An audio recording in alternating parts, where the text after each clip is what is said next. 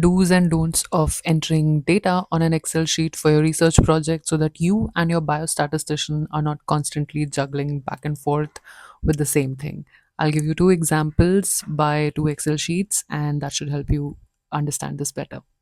So we'll start with the first Excel sheet. This is how you do enter data. So this is the correct manner. You start with a group, you put down all your demographic details initially, code everything like she has. Gender is coded as female 1, male 2, and then you go about entering data for all your variables. You've got variable 1 over here and data for the same and baseline 3 months, 6 months, 9 months, the same continues. So group 1 is here, and then right under it we have data for group 2. So it becomes very easy for your biostatistician to then understand what variables are there, how many times have you collected data for one variable, and how many groups are there. If you want, you can put down this group in two different sheets, that's fine too. The key thing to note over here is that every data here is coded.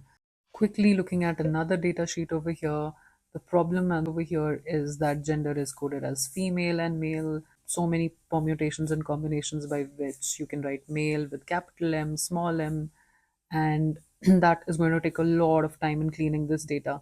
Avoid these mistakes at the start. So I would much rather have you code all of these variables and then just enter 1, 2, and 3.